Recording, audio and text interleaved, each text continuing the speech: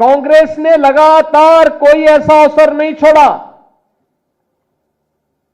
जो भारत के संविधान के गले को घोंटने के समान थे।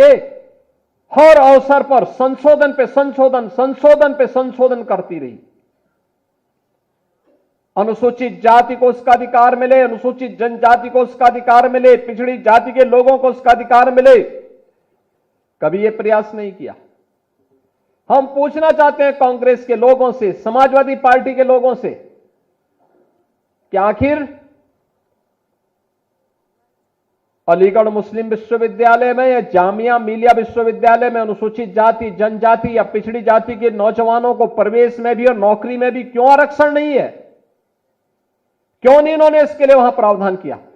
जो भारत के पैसे से चलने वाला हो, हर उस संस्थान में अनुसूचित जाति, जनजाति और पिछड़ी जाति के नौजवानों के लिए भी प्रवेश में भी और नौकरी में भी आरक्षण की व्यवस्था होनी चाहिए।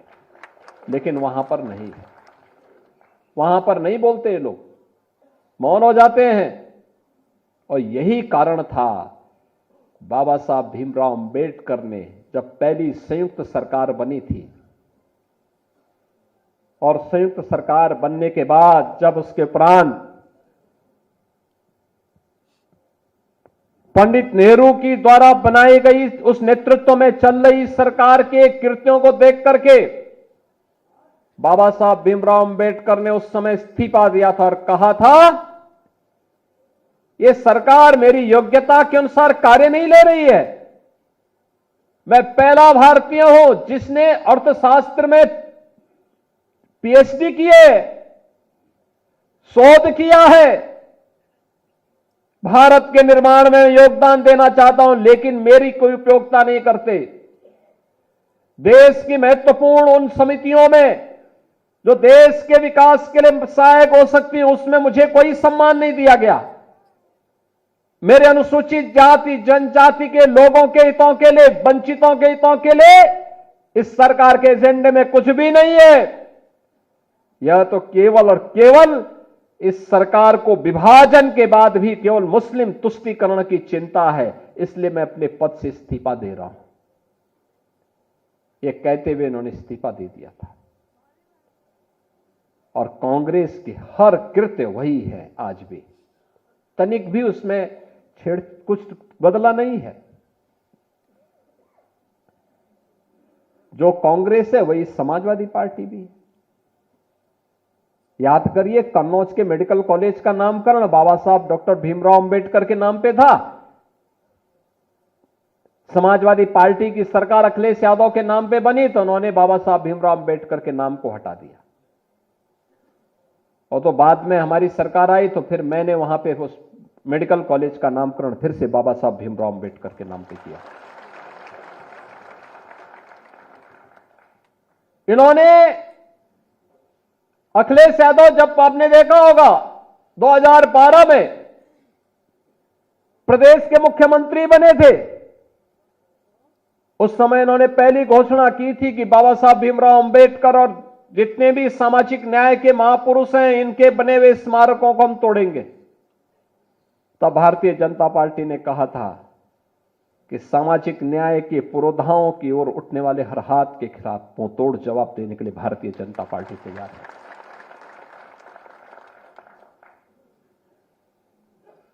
और आज मुझे प्रसन्नता है कि आदरणीय प्रधानमंत्री जी की प्रेरणा से लखनऊ में हम बाबा साहब भीमराव अंबेडकर का भी एक भव्य स्मारक और एक अच्छा सांस्कृतिक केंद्र का निर्माण कर रहे हैं। बहुत शीघ्र इसको हम लोग वहां बनाने जा रहे हैं।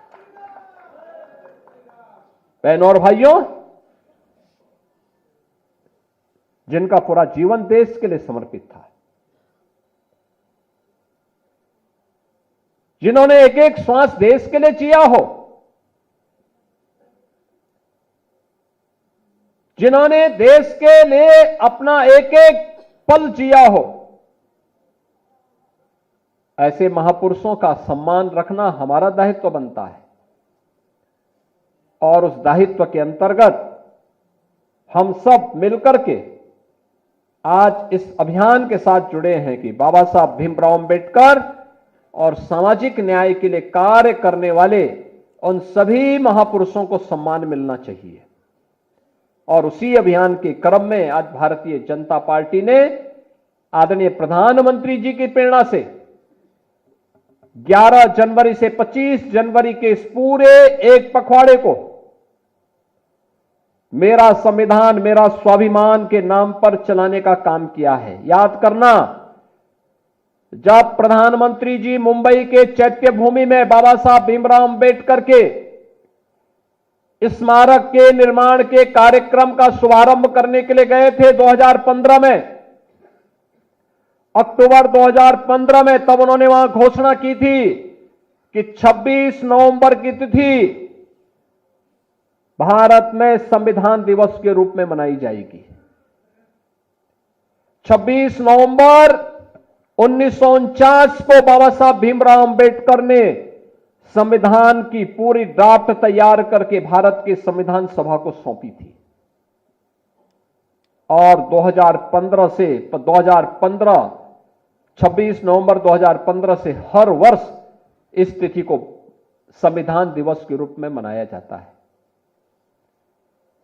एक तरफ भारतीय जनता पार्टी जो बाबा साहब भीमराव अंबेडकर के मूल्यों आदर्शों से प्रेरित होकर के बिना भेदभाव के हर गरीब, हर वंचित, हर अनुसूचित जाति, जनजाति और पिछड़ी जाति महिलाओं के हितों के लिए, उनके हक के लिए कार्य कर रही है। एक तरफ भारतीय जनता पार्टी है और दूसरी तरफ वे कांग्रेस और समाजवादी पार्टी के लोग जिन्होंने अनुसूचित जाति, जनजाति के लोगों के हकों पर हमेशा कुठारा घात डाला, हमला किया, उनका शोषण किया, उनको प्रताड़ित किया। दूसरी तरफ यह अवसर इसलिए हमारे लिए महत्वपूर्ण है कि 26 जनवरी को भारत के संविधान को लागू किए हुए 75 वर्ष पूरे होने जा रहे हैं। इन 75 वर्षों की इस यात्रा का आत्ममंथन हम सबको करना होगा और इसके लिए बाबा साहब भीमराव अंबेडकर के प्रति कृतज्ञता ज्ञापित करना होगा। आज जो अधिकार आप सबको प्राप्त हैं, आज जो बिना भेदभाव के शासन की योजना, केवल वोटिंग राइट नहीं, जो मोदी जी के नेतृत्व में आपने 10 वर्ष में देखा होगा, हर गरीब की सिर को ढकने के लिए आवास मिला है। उत्तर प्रदेश में 56 लाख गरीबों का एक आवास बना, 2.25 करोड़ गरीबों के घर में एक शौचालय बन गया। 10 करोड़ गरीबों को आयुष्मान भारत की सुविधा का लाभ प्राप्त हो रहा है। 15 करोड़ गरीबों को फ्री में राशन की सुविधा का लाभ प्राप्त हो रहा है। लगभग 2 करोड़ गरीबों के घर में रसोई गैस का निःशुल्क चूल्हा जल रहा है। बहन और भाइयों, शासन की हर सुविधा का लाभ जो आज प्राप्त हो रहा है, यह लाभ वही है जिसकी नींव देश के संविधान को बनाते समय बाबा साहब भीमराव अंबेडकर ने रख दी थी। बस अंतर इतना है कि कांग्रेस का कोई प्रधानमंत्री उस पद पर आ जाता है तो उस पर कुंडलनी मार करके बैठ जाती थी कांग्रेस, लेकिन मोदी जी और वाजपेयी जी जैसे यशस्वी प्रधानमंत्री बनते हैं तो पोटली खोल करके हर गरीब, वंचित, दलित को उसका अधिकार मिलना प्रारंभ हो जाता है। और आज ये अधिकार जो मिल रहा है, ये उसी भाव के साथ दिया जा रहा है, उसी भाव के साथ दिया जा रहा है।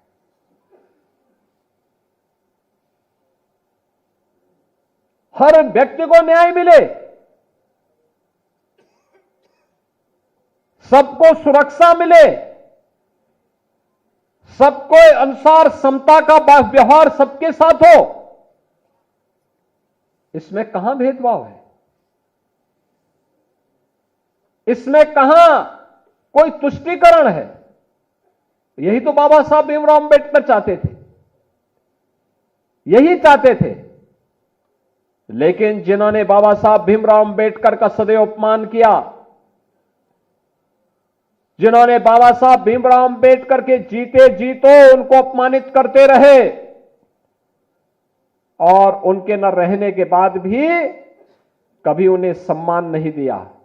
आज वे लोग संविधान की प्रति लेकर के घूम करके बेवकूफ बनाने का काम कर रहे हैं,